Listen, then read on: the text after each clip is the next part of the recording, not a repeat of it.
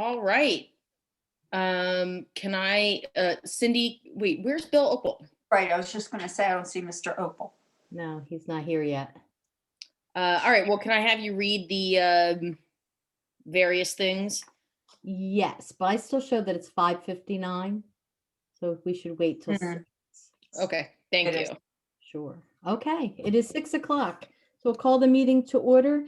Notice, this meeting is being held in compliance with the Open Public Meetings Act with the meeting notice provided on Monday, January 11th, 2021 to the Hunterdon County Democrat, the Trenton Times, various individuals on the listserv, department heads, the city engineer, city attorney. This meeting will be recorded using Zoom. The meeting agenda offers planned action items of the governing body to the extent known at the time of publication. Roll call, Mayor. Yes, please. Councilwoman Lambert. Here, Councilman Sanders. Here. Councilman Stegman. Here. Council President Taylor. Here. Mayor Fall. Here. Can I get a motion to go into closed session? And the closed session is to discuss personnel and attorney-client issues related to contracts pursuant to NJSA 40:4-12B 7 and 8. Okay, great, thank you. So moved. That's Councilman Stegman for the first, Councilman Sanders for the second. All in favor, say aye. Aye. Aye. Okay, I'll see you guys in the other meeting. so I leave this meeting, leave the work.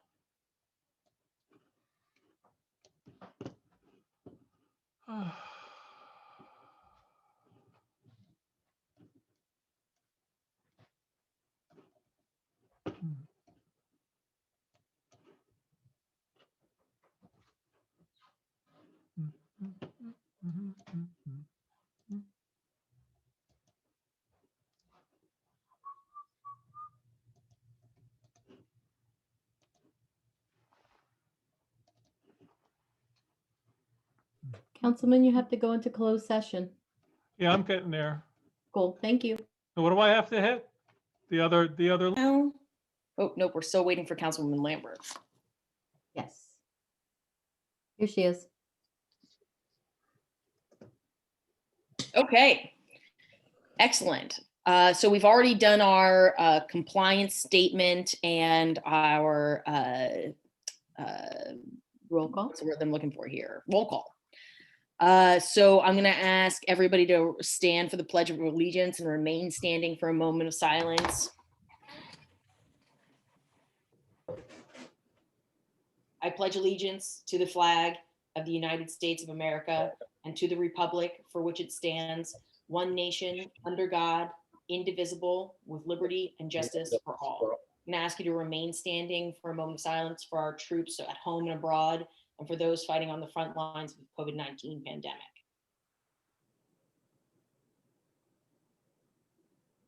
Thank you.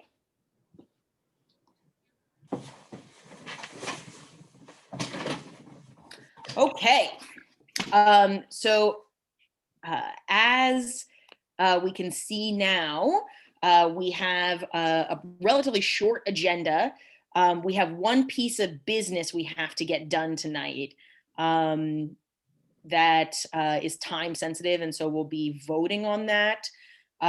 Besides that, we're going to get into a discussion about our waste stream and specifically about our third can program. So I'm gonna ask a little bit of grace from our guests here to allow us to get two pieces of voting done off the bat, and then we will move from there. So can I get a, hold on here, I've lost my place. Are there any questions from the council regarding resolution number 36 and resolution, oh, is it just one resolution, Cindy? Yeah, it's just one resolution that contains both appointments in it. Okay, excellent. So can I ask if the council has any questions regarding that particular resolution? Okay, hearing none, I'd just like to, for the public's edification, talk a little bit about what our process was to get to the place where we're appointing for this next stage of the Clausen acquisition. This will be a feasibility study specifically around potential sites for the police department and what the overall cost of that's going to be. This was the next phase of what we promised the public that we would do prior to acquiring the Clausen property. I want to thank Council President Taylor, who put an incredible amount of back work into this RFP process to ensure that we had a really significant and viable number of architect firms who could potentially be working on this, and really proud to say that we were able to get what we think is the best firm for the job to bring down their price pretty significantly in order to agree to work with us. So I'm feeling very confident about our next steps here, and we'll have some more information for the public about what the direct costs are going to be and how they align with our estimated construction costs in the next 30 to 45 days. So with that, are there any, just one more time, are there any other questions from council? Great. Okay, then can I get a motion to pass resolution number 36? So moved. Council President Taylor for the first, Councilman Sanders for the second. Can I get a roll call vote? Councilwoman Lambert, Yes. Councilman Sanders, Change the order. Yes. sorry, Councilman Stegman, You're on mute.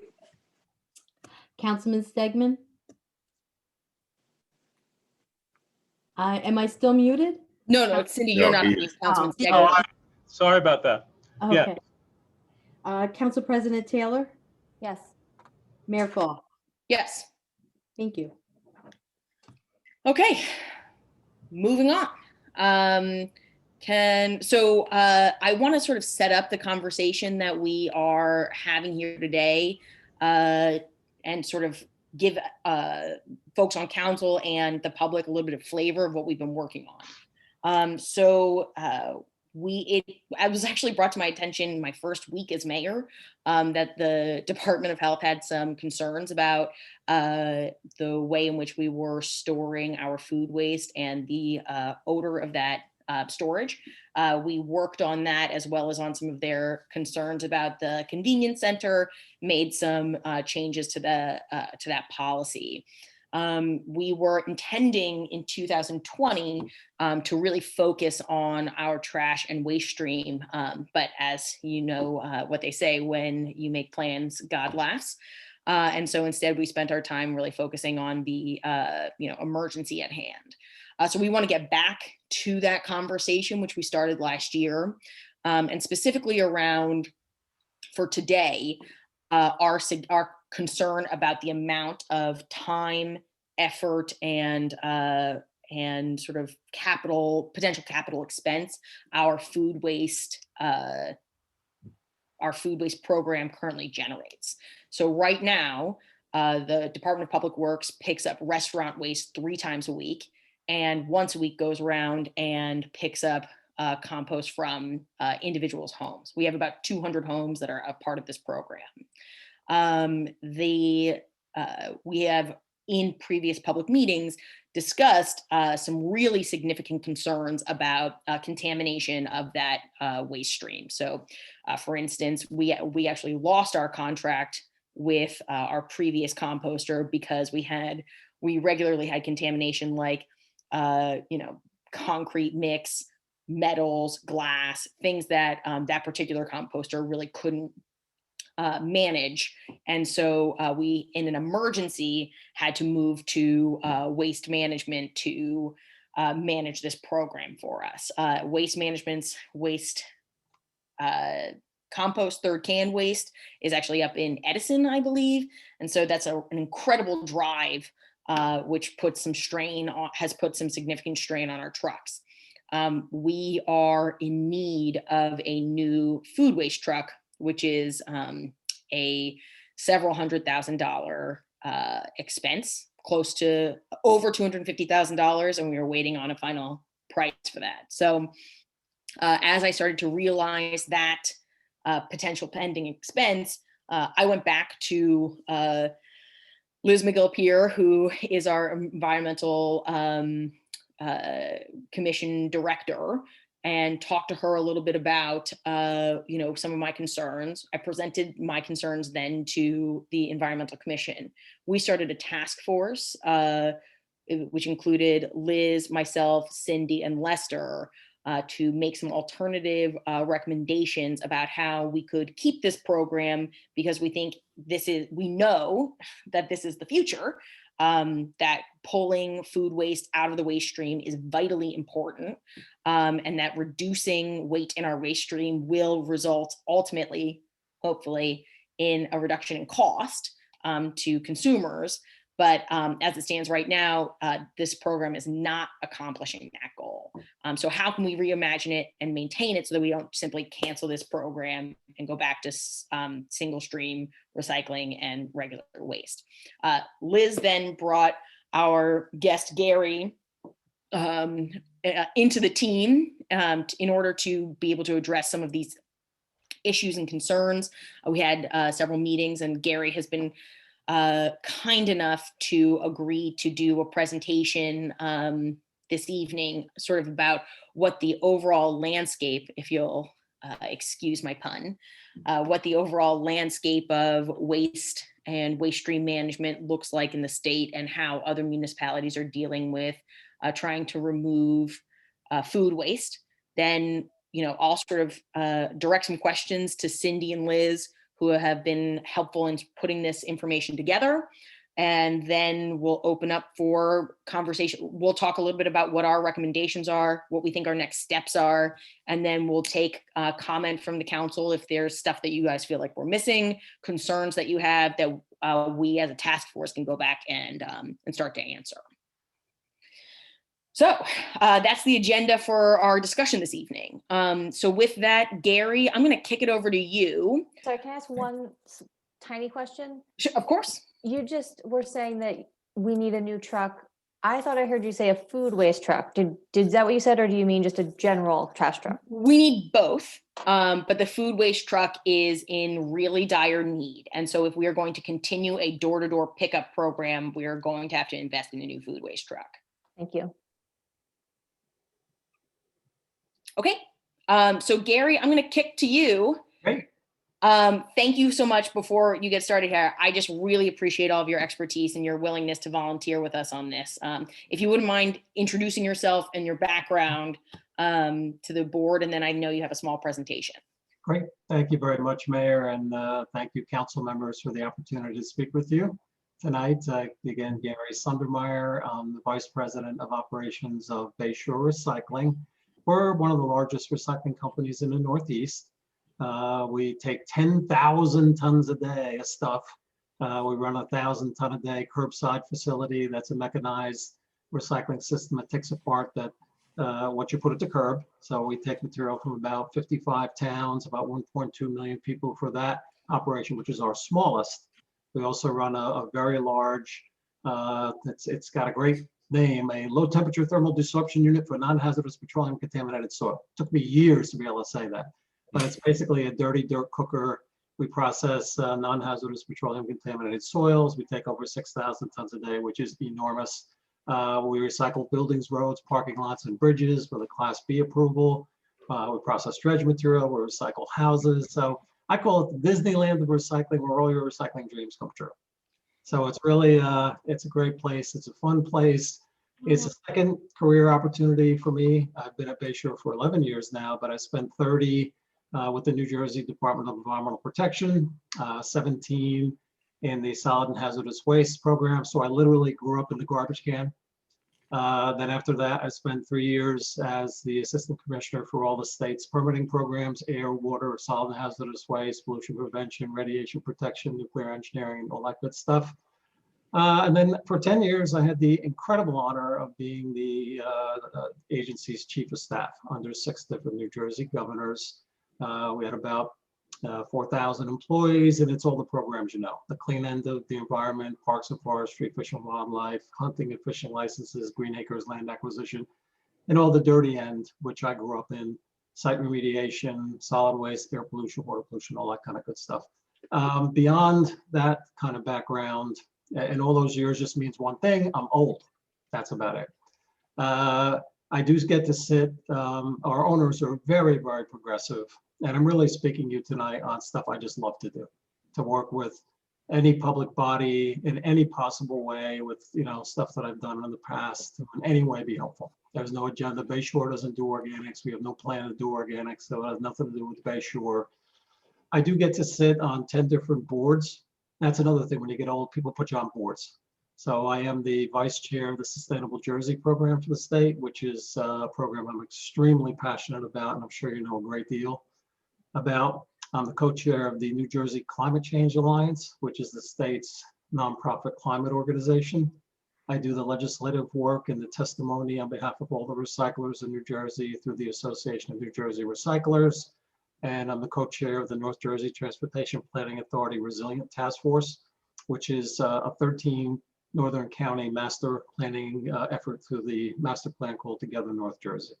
And then a bunch of other, smaller affiliations with boards. So the point of this is I've been involved in organics on behalf of really third-party organizations for many years. I had a chance to actually draft the food waste bill that just got enacted and signed by the governor in April, which is the landfill disposal ban on food waste, which we can talk about a little bit tonight.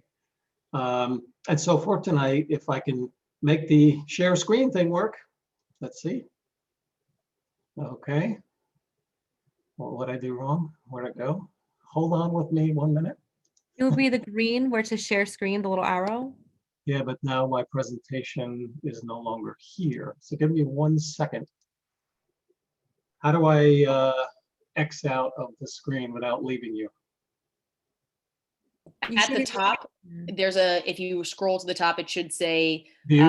leave full screen mode. It says view. Can I hit view? Yep. Oh, leave the meeting, right? Don't hit leave. We don't want you to leave. If you have a in the corner, I don't know if you're on a Mac or a, It's a regular PC. okay, so in the top right corner, then you would have a minus button, a box, and an X. Yeah, all I have is, it says view, speaker view, full view, yellow view. Yeah, I just need to minimize the screen. Yeah. So I Yeah. get to my desktop. On the top, you don't see there's a little like minus sign. You can click minimize Yeah, I don't above have. participants. Tina, do you have to allow him to share a screen again because he came back in? No, No. he just needs to exit his full screen. So Gary, where it says Zoom webinar at the very top of your screen, Okay. just scroll your mouse up there and there should be a green and red button that says exit full screen. Yeah, it's funny. Oh, here. Okay, maybe here. So what I say about being old? Show small active. No, that's not it. I Um, hope you didn't throw away the directions. You know what, Gary, if it's okay with you, I'm happy to share my screen and pull your presentation up. And Oh, that's then- fine. Yeah, that works. Great. Okay. And my apologies. I No, just not at all, not at memorized all. the screen. Give me 1 moment here. Tina, can I get screen share? Yes, you should be able to. All panelists can. Super duper. Okay. I always send your presentation to somebody else. Give me 1 second here. I'm just gonna, okay. We should be good to go. How's Hey. that, everybody? Hey, thank you. Okay. So, So give me 1 second here. I know yeah, I this can is do the this. slideshow thing. Yeah, how do you, hold on. Now, oh, here we go, slideshow. All right. All right, go right advance to the second one, please, Mayor. Thank you. So what I just want to do with the presentation is speak a little bit, as the mayor had said, globally about food waste management, where we are with the state. And it really is the most exciting time, frankly, in our history with trying to manage food waste. We've really never addressed it in this slide. This is from a composition study in Mercer County from several years ago. And as you know, we've had mandatory recycling since 1987. So it's 34 years now. So, a great question was what's left in the municipal garbage can after 34 years of mandatory recycling? We took out, 50% of the stuff or more. So what's left? So if you look here, really the poster child is organics.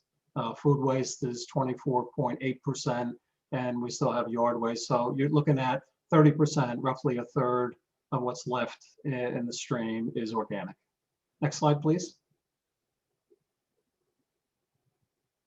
So like who generates the food? And I just put this in as a general overview of composition estimates. Actually at the federal level, we don't have a lot of good data at the state level on food waste management, but the sectors I think are important to get a sense. So roughly 43% of all the food that's wasted is from residential. And that's what we're talking about tonight. So my point is, thank you for focusing on this. Your efforts on food waste at the residential level can be very significant. You could see the rest of the numbers. The lower part of it from a DEP generator report that was done in 2014, it's just kind of interesting who generates the food, and you can get a sense of the numbers of facilities, grocery stores, restaurants, hospitals, other institutions, colleges and universities, and so forth. And this study we're in the process of updating, but it's just kind of interesting of the scope. We're talking about a massive scope here, hopefully, that we can embrace. Next slide, please. So as I said, this is sort of the golden age of trying to focus on food waste management, and we've had unprecedented legislative activity going back to Governor Christie. And actually, the S3027, that was from 2017. That's referred to commonly as the Food Waste Reduction Act. And what's important here is this is all about feeding hungry people. And we have the ultimate situation where 40% of all food that's produced goes to waste. And here in a state like New Jersey, and you know this, New Jersey is the second most affluent state in the country behind only Maryland in terms of family income. So we're just about the richest state and the richest industrialized country in the world. And we still have 15% of our population underserved for the provision of food, and 18% for kids who are 18 years of age and younger. Well, what a disgrace. We're throwing away 40% of the food, and we have underserved population in one of the most affluent places on earth. And those statistics don't factor in COVID. If we were to have a lens, which we can't possibly have, on impacts of COVID, this quickly, it's a heck of a lot more folks are underserved in the basic provision of food right now. So this bill, the Food Waste Reduction Act, charged the DEP with developing kind of like a master plan of how do we address the redistribution of food. That plan did come out in August of 2019, and they held public hearings. I helped them write the plan. I testified on behalf of all the recyclers. They haven't finalized it yet. Point is, it's a good start. So that's food waste reduction, and that's significant. And these links, and I'm going to go super quick here in the interest of everybody's valuable time. If you are interested, this is the leave behind. So you can hit these links and you can find these laws and plans and so forth if you're interested. Yeah, and Gary, we'll make sure that this is just available directly to the public through the Environmental Commission's website. Great. Then the bill that I worked on most directly was called the Food Waste Recycling Act that was passed and signed by the governor in April of 2014. It's essentially a disposal ban on food waste under certain circumstances. It applies to what are called large quantity generators. And that's entities that generate a ton or more per week of food. And, it's quite a bit of food, but it's probably most restaurants, all supermarkets, the list I showed before, the institutions, colleges and universities and so forth. So it's a pretty massive scope. And the ban applies only if there is a available composting facility within 25 road miles of your place of generation. And that's significant because, making it up, if you were a generator in Bergen County and your only available place was at Cape May, I don't think that's going to work real well. And you experience the transportation cost issue just in going from Lambertville up to Elizabeth with waste management. It's a big deal. Transportation is always undervalued. It is a huge part of the expense of dealing with waste management or recyclables. And the third element of this bill is it's a disposal ban if you don't pay more than you're currently paying for disposal. So it has to be cheaper. And that was very purposely written into our legislation so that we don't have a negative impact on places like supermarkets, which operate critical essential services, but at a very low margin. So it can't cost more. So we think we put together a good bill. It was 5.5 years of ferocious legislative debate, but it was passed. It was enacted, and it will become effective in October of this year. So it's a very exciting time. Just a couple other things I'll mention before I get into more of a Lambertville specific slide. There's also some outstanding education guidance documents that were created by DEP, school food waste guidelines that deal with reduction, donation, and recycling in all the school systems, and a food waste reduction website that's listed here where you can find just phenomenal amounts of information. So I'm really rambling here. The point is there's an awful lot of very significant and I think very important environmental focus on food. And just to say this, obviously climate change is the challenge of our lifetime, of our age. The state recently came out with, and you may have seen in October 15th of this past year, their Global Warming Response Act 80 by 50 report, which kind of gives a snapshot of where we are and where we need to be and sets out the goals and objectives for things like electrification of vehicles and heating and cooling. Well, there's a chapter in that plan, chapter 5, that's directly related to waste and agriculture. And, from statistics nationally, as much as 12 to 15% of all the methane gas emissions comes from landfills. So anything we can do to redirect food, either to feed hungry people, to compost it, and take it away from just burying it and creating additional greenhouse gases is certainly a strong and significant environmental benefit. Next slide, please. So I was kind of up in the cosmos to sort of bring the discussion down to something a little more specific from speaking with, the mayor, Cindy, and Liz. And you know a lot of this terminology already. There's an opportunity in the DEP regs, and I'm going to say something as a 30-year veteran that I almost never say. You don't need anything from DEP. It's pretty incredible. You can have a convenience center, and a convenience center is defined, and I gave the citation here, but very generically, you can have one or more containers used for temporary storage of solid waste or recyclables from residents that transport it in their household vehicles. And you don't need to be in the Hunterdon County Solid Waste and Recycling Plan. You don't need a DEP NJAC 302640 approval. You could just do it and operate your convenience center.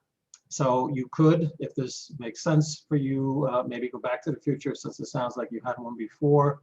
You could reestablish a convenience center at the DPW yard with a container or containers, depending on your volumes, for food, without needing to jump through a whole bunch of time-consuming and expensive hoops with DEP. Haulers are available to supply containers to you. I spoke to the largest hauling company in the state for food waste and laid out sort of this scenario. And I said, this is what we already do. Instead of stopping at a supermarket or stopping at a restaurant, we'd be stopping at a DPW yard. So we'd be happy to bid on and supply that kind of service for any town in the state. There are, I think, at least 3 hauling companies: Organic Diversion Waste Management, Central Jersey Waste, probably Unwaste is probably at least a 4th. That would be at least a representative pool that you could go out to, if it's a local public contracts law bid spec kind of a situation. As you know, we have painfully little existing composting infrastructure in the state, really of any kind. And at the high technology end of things, you're very familiar, obviously, with the Elizabeth situation, which is a phenomenal model. So you're already taking advantage of something that's a terrific model where Waste Management very, I think, intelligently took an old garbage transfer station and they made it a Class C facility and brought in a machine, which is a big blender. It's got a term of art, it's called a macerator. It's basically a big blender. They take source separated food, they put it in a blender. They then pump that slurry into a tanker truck and drive it up to the Rahway Valley Sewage Commissioners, which is a wastewater treatment plant, a regional wastewater treatment plant that's already been built. It's already been paid for. And what they're really doing is they're pumping additional organic material, the slurry from the food, into a secondary wastewater treatment digester that's already been paid for from the public and making best use of that environmental infrastructure. I mean, to me, it is a model that we're going to be pushing for a lot more with the other utilities in the state because it's a great model and it's really easy to implement. But in your case, it's too far, arguably too far from a cost standpoint. The other major facility, and boy, you talk about tipping your hat to somebody, the owners of Trenton Biogas, or I think they now go by the term or name Trenton Renewables. They were at getting their facility permitted for, I believe it's 12 years. 12 long years, and they finally did get permitted. They're located right south of the capital area in Trenton on Duck Island. And they run, a state-of-the-art facility, a digestion facility for food waste. Then I spoke to their owners and management, and they're already taking material from municipalities. So this kind of a model would work. And if I understand the costs and the concerns and the dynamics, to go around with the municipal truck and pick up curbside is very expensive. It's very expensive. It's very labor intensive. You got the cost of the truck, like you said, Mayor, the truck shot, I mean, man, we know at Bayshore, we got like 90, 100 trucks. And, these pieces of yellow iron are like, a few $100,000. I mean, it's You're big. willing to give one up to us? Is that what I'm hearing? We don't have any that take food though, so. So in this model, it is a change. It's you can call it it would be a different dynamic of a drop-off center at the convenience center that, my advice would be look at weekends only kind of a thing. So you aren't open too much. Folks could drop off the material. You can arrange the pulls, they call when they take the box away, a pull on a Monday and Tuesday. It's be no different in a way than the collection you normally have from the hauler in town. Then they could go to Trenton Biogas or wherever the logical place would be. And you can, maintain a program, and I really think substantially cut costs. I would certainly hope so. The keys to this model are the following, and Mary, you alluded to a lot of these already, so I know you already understand it. Good public education. The problem with recycling now, we hear a lot of negatives and a lot of concern. The biggest problem is we're victims of our own success. When folks are in the kitchen and they're going to make that decision, do I throw it in the garbage container? Do I put it in a recycling container? What do you want to do? You want to put it in a recycling container. It makes you feel good. It's called wishful recycling, but it doesn't necessarily mean it's the right thing.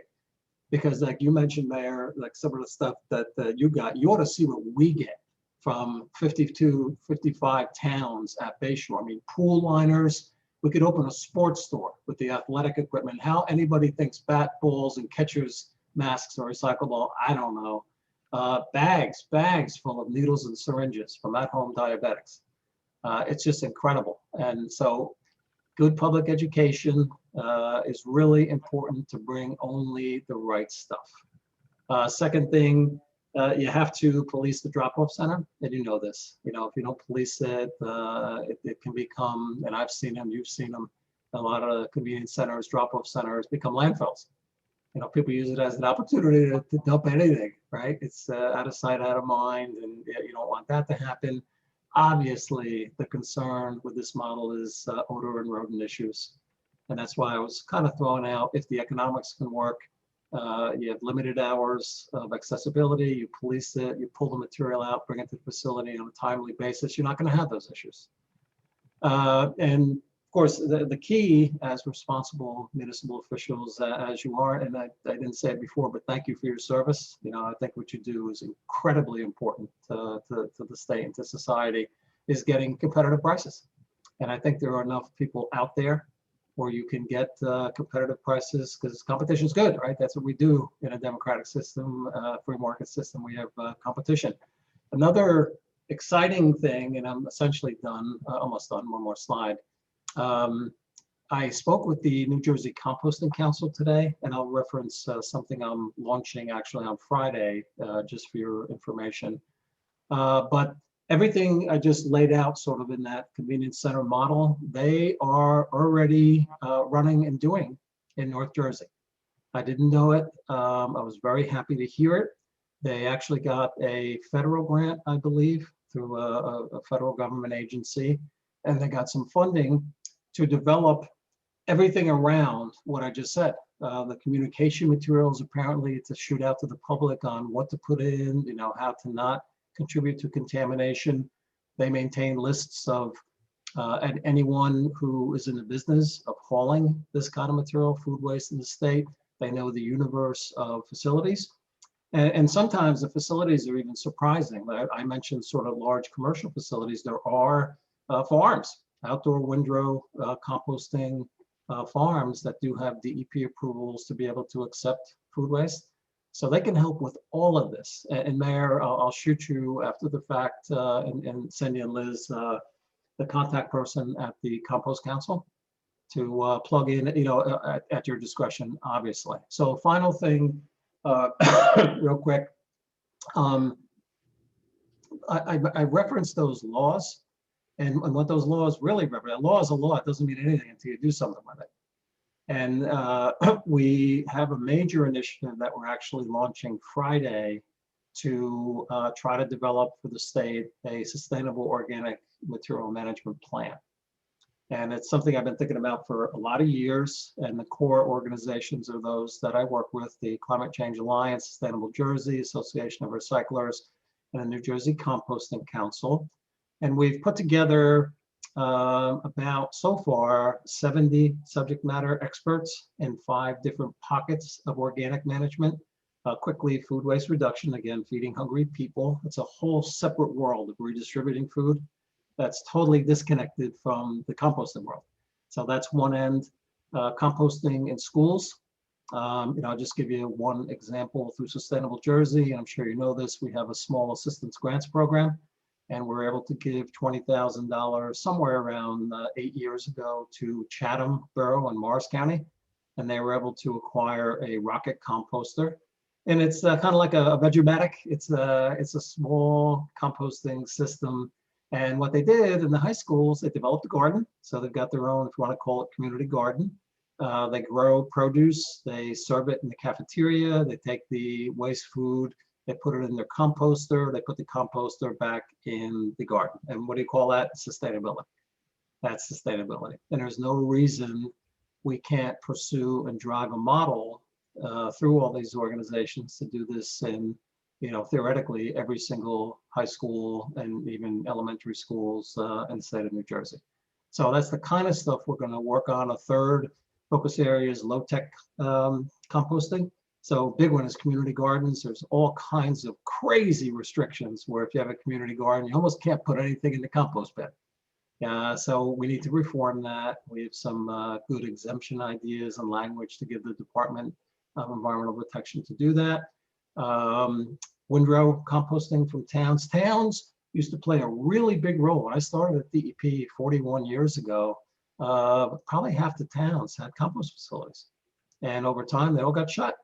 Well, you know what? There's no reason, absolutely no reason, if it's cost effective, it makes sense for the residents, that we can't go back to doing that. But we need to reform regulatory requirements so it's not so onerous that you can't even get past the first page. You know, and these are the kind of things we hope to fix. High technology systems, I mentioned the law for food waste recycling that kicks in October. That really sets a template for a flow of material, if you will, available feedstock. If you have a facility and you get somebody to invest in building it, people have to use you. They got to bring you the food, provided it's within 25 miles and it doesn't cost more. And there's a lot more we need to reform.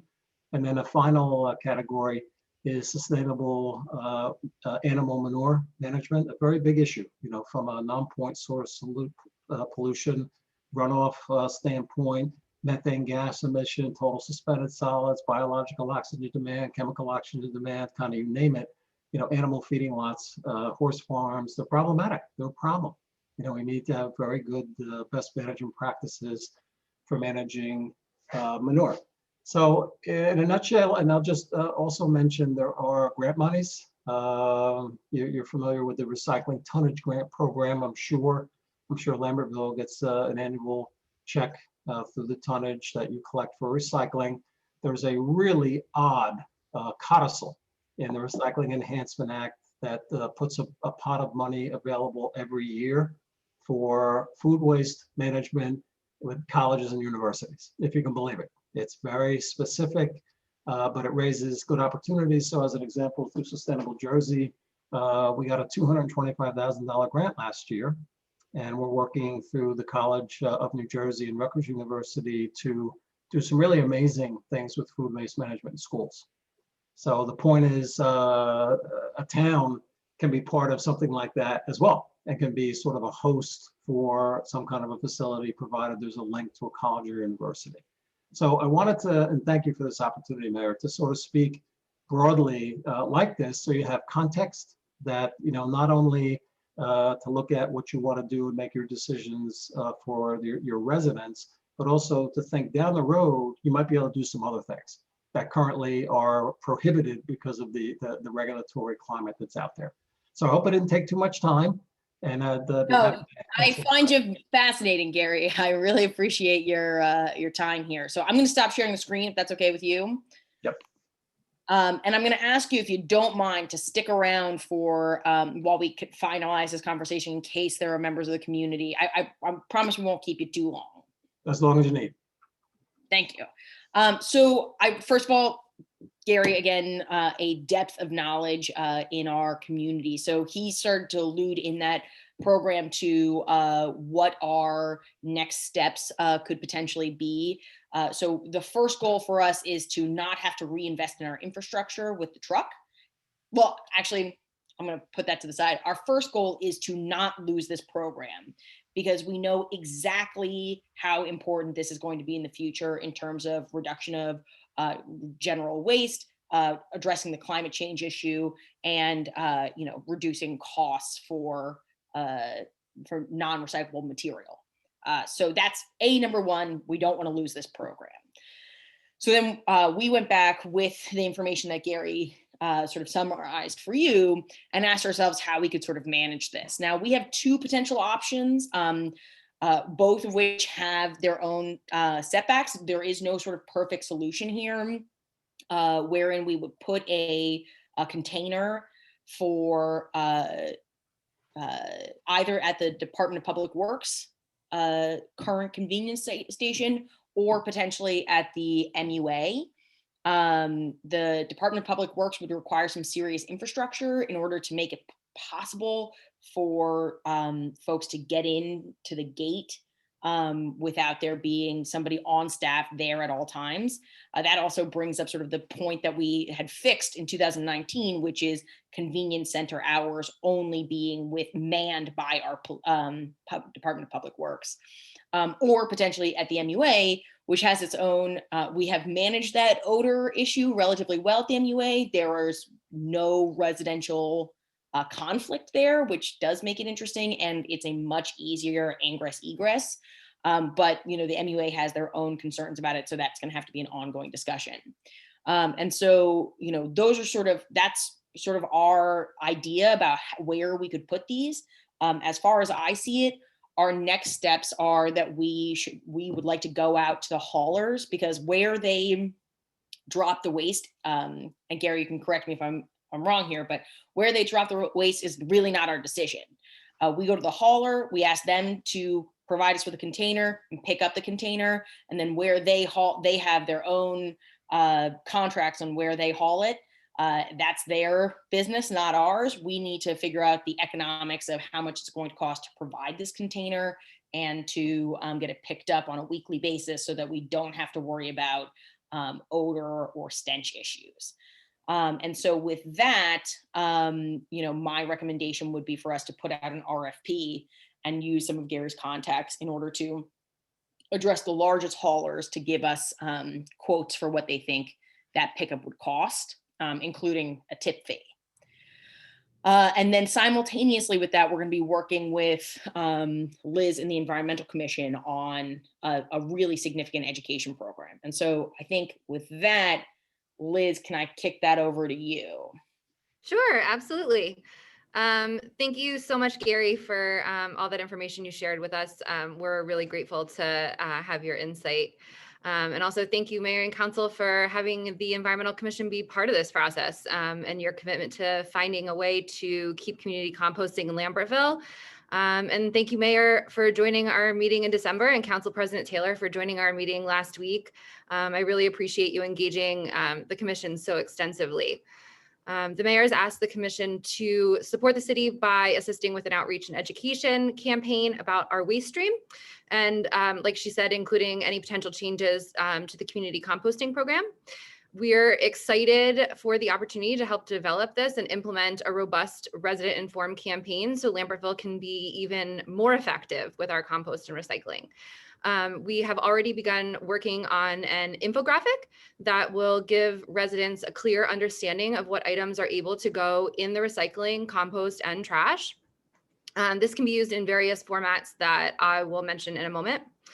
Some additional outreach tools we would recommend and would be happy to assist with include social media outreach on the Environmental Commission Facebook page, email blasts, adding waste stream information under green tips in the Lambertville Matters newsletter, a review and update of waste stream information on the city website, direct mail, outreach to the school community in partnership with LPS, a virtual sort your trash with the mayor video, additional informational videos, as well as virtual waste stream trivia games for compost, recycling, trash, and Sparkle Week.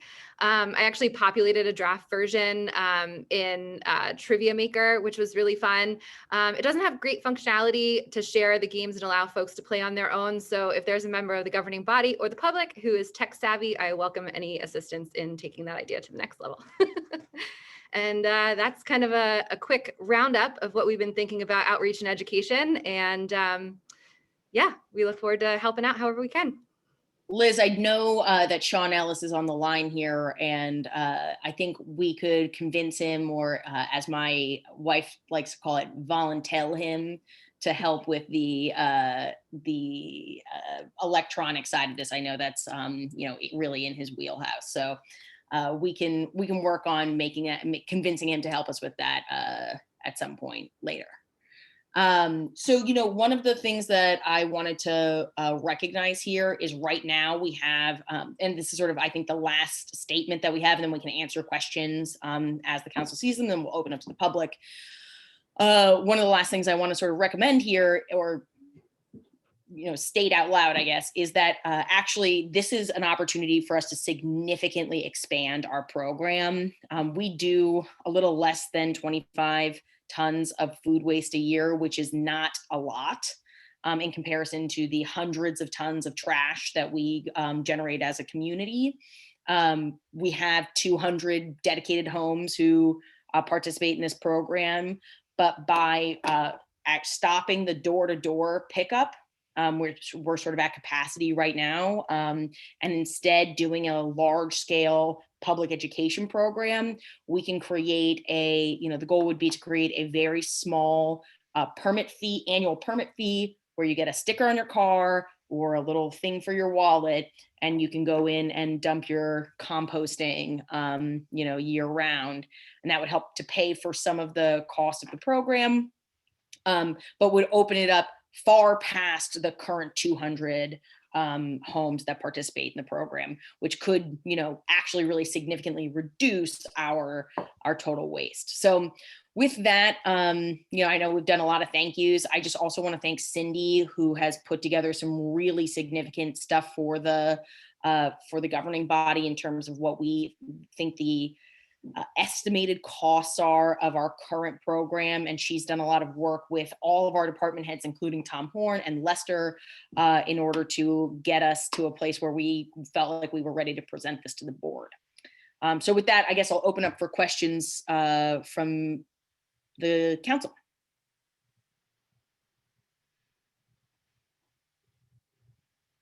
Great. Yeah. Here's someone to go first. This sounds great. I love the idea that we're not capped in the number of participating households. It does seem like we could grow this an awful lot, and the concierge service of pickup. This just sort of makes a whole lot of sense to me, anyway. We do have this continuing problem, and education can help about inappropriate, discarding. If it was either at the LMUA or at the current convenience center, would it be overseen in some fashion? Is the goal or your thought to have it overseen so that we could sort of police what folks are doing here? That's a really interesting question. One of the things that we're hoping to answer is to do this as a pilot program, get a good sense of what the contamination is, have it sort of regularly checked. We have figured out that we can't leave the convenience center unmanned without there being illegal dumping. We'd like to sort of get a sense of whether or not that's true for this particular program. Yeah. The MUA site and the convenience center site, the MUA site is sort of constantly manned. So I don't know if having just sort of general presence makes sense.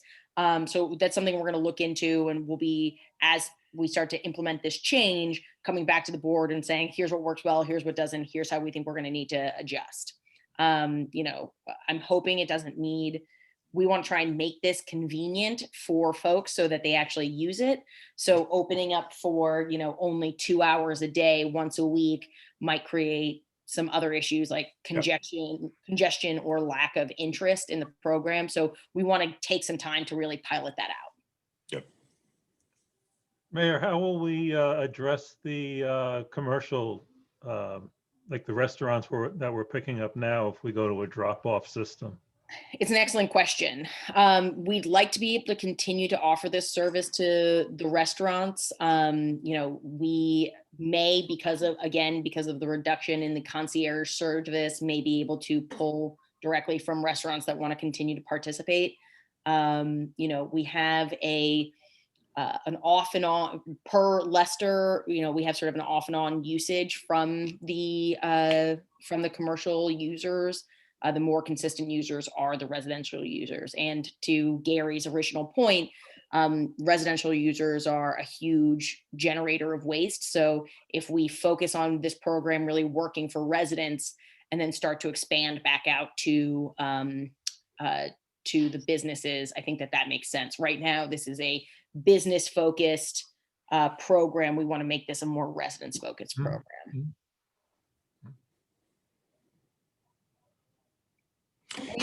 Go ahead, Councilman. Yeah, if there is pickup from the restaurants, then we would still have the expense of a truck, though. Well, we could, in that case, because there's so little waste, do that in a pickup truck rather than the dump truck. But I think the days of a 3-day-a-week restaurant pickup is really not feasible for our small DPW. And what we'd like to do is hopefully release our public works department back to doing some of the basics that we had talked about at the beginning of the year, right? Yep. Lawn mowing, maintenance, get back to the work of not just picking up the trash. Yep. And do we have an idea yet of what the annual fee might be?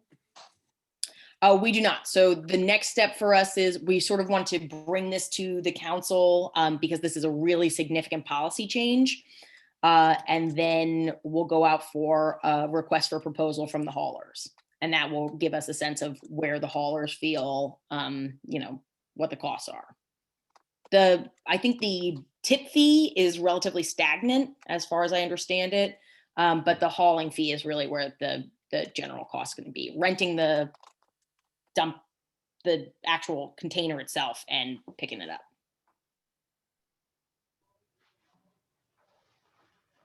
Okay. If there are no other questions, I'm going to open this up for public comment so that we can take, we can give Gary his night back if there are only a few questions. So with that, are there any public comments or questions regarding this plan? I see Sean Ellis. Tina, would you mind letting him in? Sure. Sean, please state your full name and address into the record, then please proceed with your comment or question. Hi, my name's Sean Ellis. I live at 204 Brunswick Avenue. And I just wanted to say this is really encouraging. This program sounds great. Definitely a step in the right direction. And thanks for the shout out, Mayor, if that's what it was, and volunteering. But I have talked to Liz about, working on this, and I'm very interested and would love to contribute what I can.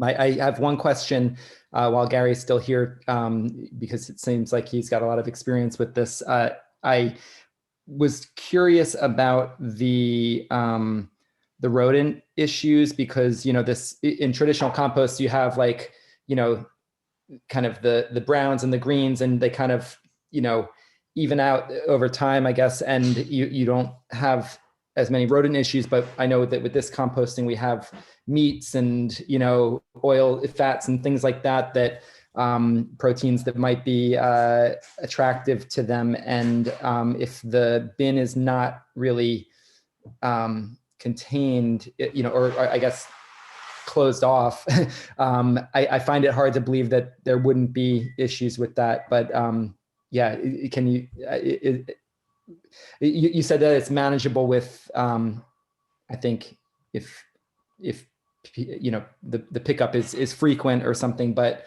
I'm just curious as to how you've really dealt with that. Because I have 3 chickens and I have rodent issues, that I'm battling. And so I'm just curious about that.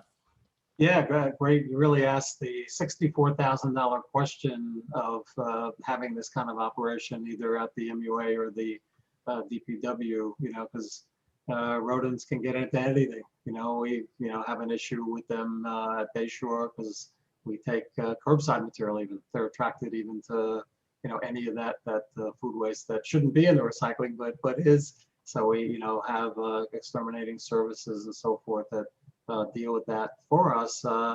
I do think that the maintenance of the area of the container and then the frequency of the pulls really are the key. That becomes an interesting issue for you, and one, no pun intended to your chickens, chicken and egg, because you might not know the answer just yet. Obviously you have 200 homes that have been part of the subscription program. But when you expand it, you want it to be much bigger. And obviously you want to get as much material as you can. So you have sort of the chicken and egg of how much stuff are you going to have, right? And how much stuff you're going to have is going to dictate the economics of a pull, right? Because you don't want to set up a situation where you have a pull of a 10% full container to get out of there to avoid a nuisance issue. Those economics might not work for you. So I think what the mayor had recommended of looking at this as a pilot activity and giving it a shot is really a great way to do it, because you don't have a big investment here. It's not like you have to go buy a $250,000 new truck. You're putting a new mechanism in place for the township to maintain a service that some of the population is already enjoying, and you'd like to expand to a broader segment of the population. And the other thing, Sean, today, I almost couldn't breathe. I was so excited in my discussion with the Composting Council of them already addressing this in a systematic way. And they're kind of headquartered in North Jersey. So right now they're focusing on Bergen, Passaic, and Union counties, or excuse me, Hudson counties. But, they really are an organization that represents the state. So they are such a great resource for Lambertville to sort of pick their brain, to look at their resources, to ask that question, and any others about nuisances. Can you control the rodents properly? Can you control odors properly? Because, and all I would say as a parallel to your question, Sean, is most supermarkets, due to the economics, are collecting food, and the food is getting recycled. Most of the supermarkets, and the one company that I mentioned, Organic Diversion, are the largest food waste hauler, to the best of my knowledge, in the tri-state area of New Jersey, Pennsylvania, and Delaware. And so this situation is already out there, and arguably, if you police it well, it's no different than the back of a supermarket, right? And the public is coming to that supermarket every day and shopping, right? And it's not going to work if it stinks or if you have rats. So I do think it can work, and the Composting Council can give a lot more targeted information to be helpful in your decision making. Thank you very much, and I appreciate you being here tonight. Yeah, I think just to also throw something in here is right now, we are battling on a weekly basis our food collection, waste, and sort of smell issue. But we have been really diligently working to not have any rodent issues. I actually think this will help alleviate some of that because we're committed to having regular pickup. Excellent. Okay. Are there any other questions from the public? There are none. Great. Are there any other questions from the council? Okay. Well, I really want to thank you guys for this robust Sorry, discussion. Sorry, I was a little too slow. Just one quick question. How soon do we plan to go out for bids? So we're going to put out a request for proposal, hopefully in the next 2 weeks. We'd Okay. really like to get this done because the strain on our public works department and the amount of money that we've been spending on slapdash patching this truck has really drained our finances. So we really want to get this, we want to get the information that we need as quickly as possible, and then, make a recommendation to council on an appointment. So soon is sort of the answer, but we want to also give enough time for them to be responsive. So we're sort of battling those two decisions as we are in all RFPs. Mm-hmm. And I'm sure with Gary's advice, this is a foregone conclusion, but let's just make sure whatever the bids are, they give us options for different amounts. So we understand, hey, we could start at a smaller level. It's going to cost this much and we can grow here and we can think about the cost over time. Yeah, absolutely. And I think it's informative for Gary to hear about some of the public questions and council questions. So we're going to continue to use him as a resource as we start to drive forward on the RFP side. Okay, thank I'm you. seeing- And thanks, Gary. Sorry. I'm sorry, Council President. I didn't mean to interrupt you. I'm seeing Paul Stevens has his hand up. Tina, would you mind promoting him? Sure. Paul, please state your full name and address into the record, then please proceed with your comment or question. Paul Stevens, 39 Corey. This is kind of a follow-up on Councilman Stedman's comment, and that is, this is focused on the residential part. The residential is a more diffuse source, whereas the commercial is more of a point source. I'd encourage you to think of ways to still keep the restaurants and all, get them involved somehow.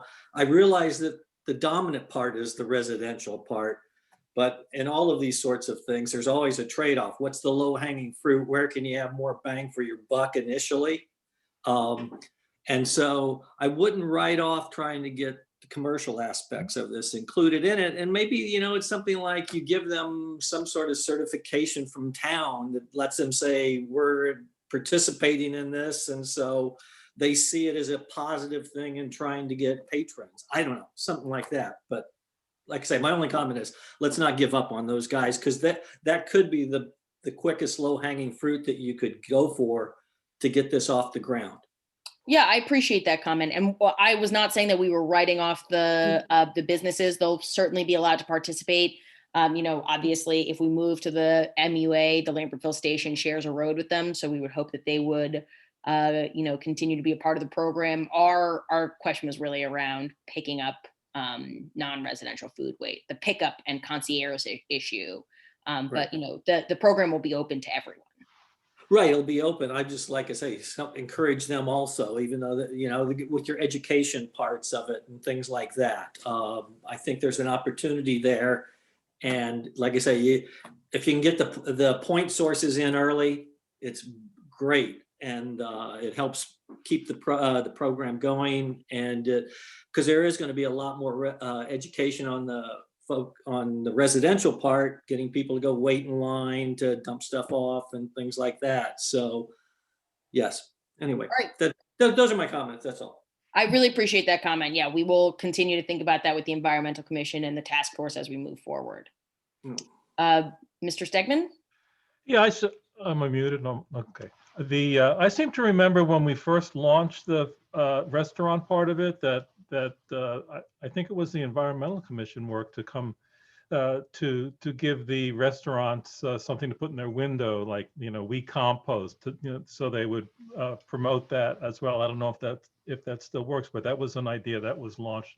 Maybe we can restart that one to show their commitment to recycling and the city's waste as food waste as well. When this whole program rolled out, I was on the Environmental Commission, and we did there was all sorts of stuff, like even little temporary tattoos that people could put on or give to their kids at programs. So there's a lot that went on. One thing that's been on my to-do list for 7 years or so is to think about how do we talk to the restaurants as a whole and think about, I don't know whether it would require group buying, but think about, getting rid of all the styrofoam, all the aluminum takeaway, and do compostable takeaway. I know that's hard for some types of meals, but just even, just some sort of work with the restaurants. This now probably isn't the time to try to engage people on that particular question, but there will come a time again in the future where that would be more appropriate. Yeah, I agree with you. And it was something that we were exploring during, I know, and I don't want to take credit for all of Liz's incredible work on the dishing disposables and the entire Environmental Commission. But it was something that we were considering exploring in the early part of 2020 in, doing bulk purchasing around non-single use or recyclable, disposable stuff for restaurants and for other businesses. That fell to the wayside during the pandemic, but that has been, sort of on top of mind. Sorry to steal your thunder there, Liz. If you have anything to add, I'm happy to hear it. Okay. All right, great. Seeing no other questions, is there general public comment at this time? Oh, I see a hand. Paul, please state your full name and address into the record, then please proceed with your comment or question. Hi, good evening again. It's Paul Stevens, 39 Quarry. The last couple of Monday nights, I've attended the school board meetings, the Zoom meetings, where they're discussing what's going to happen with the regional grade schools. And one of the options they're looking at has to do with building a new grade school, well, a K through 5 here in Lambertville. And it would be a combined school that the West Amwell kindergarten, K through 5 would be attending also. And part of that has to do with swapping land where the present grade school is with the land where the city owns, where the baseball, the softball field and the football field are. And they were wanting to swap that, and it sounded like they'd reached out and gotten some positive feedback from city officials. It wasn't quite clear whom. And I guess what I'm wondering is, what have they reached out? Have they gotten positive feedback? Is there an agreement in place? If so, when and where was that done? If not, what will the process be for getting approval for such a swap? You can guess a lot of questions I do have about this. And I was just wondering where it stood with the council and the mayor and that sort of thing. Sure. Before I answer that, I just want to say, Liz and Gary, thank you so much. I think we're done with general public comment, and I don't want to waste your guys' time. I really appreciate you guys coming in and edifying us and all the work you've done for our community. So I'm looking forward to continuing that work. Hey, Thank you. Mayor, thank Thank you, you guys. and council for your service and the opportunity to speak today. And you can call me anytime on anything. Thank you. Watch it, Gary. Don't say that to me. Okay. So to get back to Paul's question here, no, there has been no agreement. There has been a presentation made to members of a shorter subcommittee, including myself and Council President Taylor. We've heard the school board out on their recommendations. This is a complicated. This is a complicated agreement that would have to be done by ordinance, which would allow for ample public comment. We are at the beginning stages of any negotiated land swap. No agreement would be made without significant public, ample time for public comment, because it's not possible for us to do that, and it wouldn't be right. So the school board has begun their public hearings, but we are still at the very fetal stages of a negotiated agreement with the board. I'm working with Council President Taylor to schedule a time for a larger presentation to the entire council, and then our plan would be to move from there. So as I said, we are in the fetal stages of that negotiation. Quite a ways to go, and we will have plenty of time for public comment. Okay, thanks for that, Mayor. Thank you. Tina, I see Brian. Yes. Brian, please state your full name and address into the record, then please proceed with your comment or question.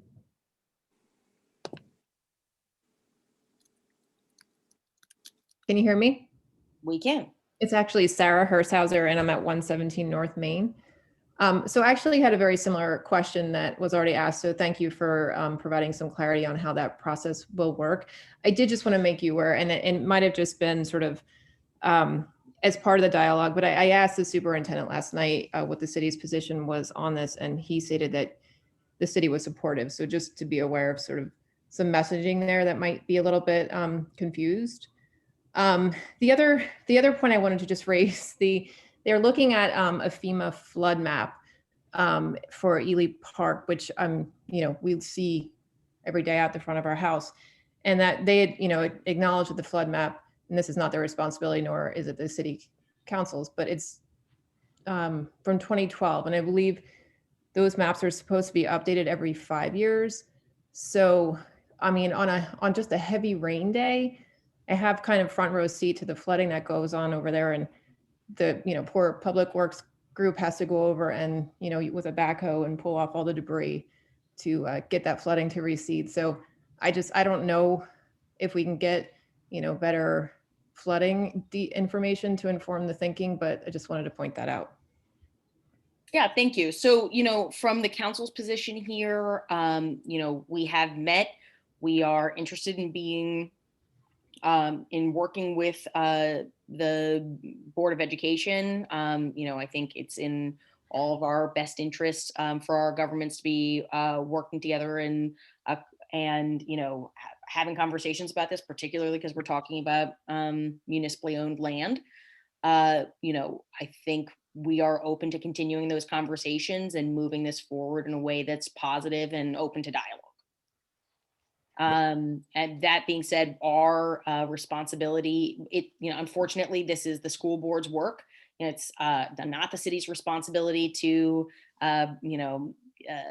provide them records like, the flood maps or other sort of planning materials. That's, they have a really competent team. I guarantee you that they're going to be working diligently to address those issues, because this is going to be a significant public investment. Councilman Sanders, were you going to say something? Yeah, I was just going to suggest, Mayor, that I've certainly heard questions from members of the public here about the city's role. So it might benefit us, and I'm happy to work with anybody to do like a Q&A on what decision points the city would have in all of this. So, clearly the land swap is one piece of this. planning board kind of approval was if it got down the road that far. But whatever decision, whatever is in our sort of sphere of responsibility might be helpful just to articulate that, just so folks know who's in charge of what here. Yeah, I'm happy to put together, and maybe it might be helpful to do this as a timeline because there are quite a few things the school has to do prior to us, any decision point the city might have. So, potentially something that we can coordinate with the Board of Education and the superintendent to build out a reasonable timeline with their decision points, because I'm sure they're receiving similar questions. Yeah, and I mean, I think Sarah made a good point that I think it's important at this early stage that we be as clear as possible. And Mayor, as you said, there is no agreement in place. What we've heard from the board was a presentation on the options that they've now presented to the public, and would we be open to this if it were to come to fruition? And the answer, as you noted, is yeah, we would be open to that. And because we want to help facilitate a walkable school in town, we know that's important to our community if that turns out to be the most feasible option. So again, just to reiterate for everyone's comfort level, there is no agreement in place, and the city will do its best to work with the board and with the public to make sure that everybody has the right information. So I just want to make sure we're very clear with the public, but also I don't want any of our statements to inadvertently make it look like the board was misspeaking, because we all need to be on the same page as we're moving ahead here. Yeah, I really appreciate that, Council President Taylor. I think I want to just reiterate that we're really open to working with the board. We're open to getting an agreement because we know that this is an important, next, significant investment. And but ultimately, this will come to referendum and go to the voters. And I'm looking forward to working with the Board of Ed between now and then. Okay, I think we have one more hand up, Tina. Yes. Matthew, please state your full name and address into the record, then please proceed with your comment or question.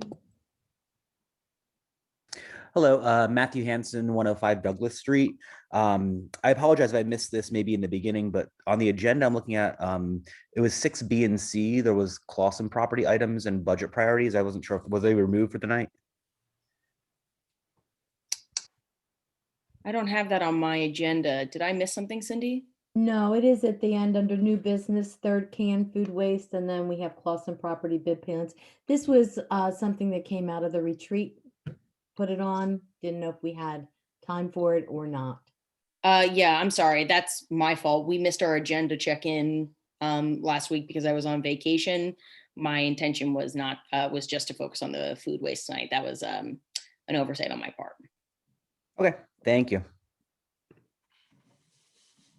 Paul, please state your full name and address into the record, then please proceed with your comment or question. Paul Stevens, 39 Corey again, just to follow up on this, on the school issue. I would encourage some of the council, mayor, to sit in on some of these sessions to hear what the feedback is. There are Lambertville citizens commenting on this. I know that it sounded like the superintendent was going to have some focused sessions with Lambertville residents, especially those in the neighborhood. It might not hurt to just sit and listen, because you'll probably hear these same sort of issues come up later. Just one note. I mean, I've sat in on all or both the Zoom calls in the past week here. Oh, okay. I have as well. I didn't sit Hi. in for all of last night, but I sat in the entire presentation the week before.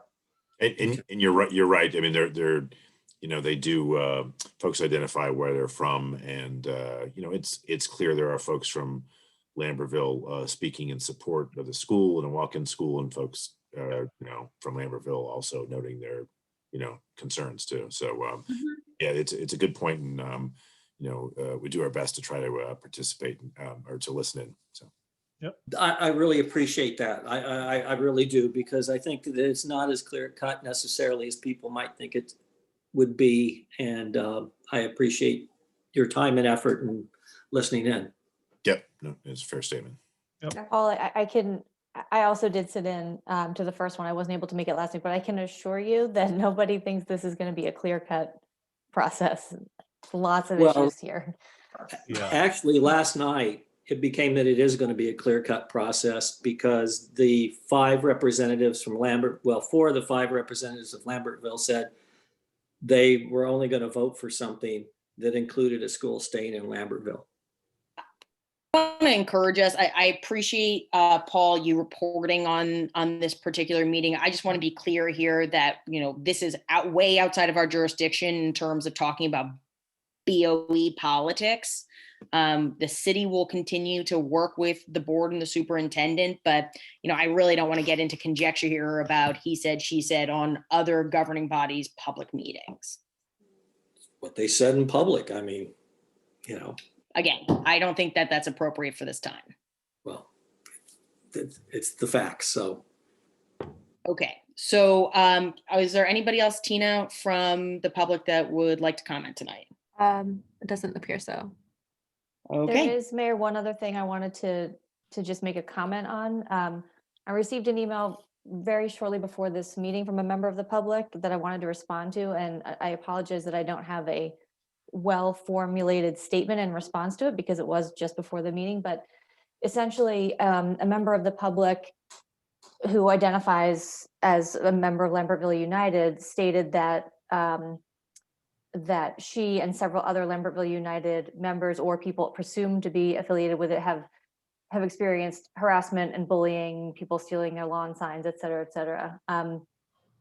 We can all disagree on how we want to see things move forward. We can disagree on exactly our tactics, but we do have to respect each other across the board. That goes for people who agree with me just as much as it goes for people who don't agree with me. So just want to make a public statement that we as council, as a governing body, as city staff, don't condone inappropriate behavior towards anybody. And that includes Lambertville United members, just as we would ask everybody, including Lambertville United and everybody else, to be respectful of us. So this goes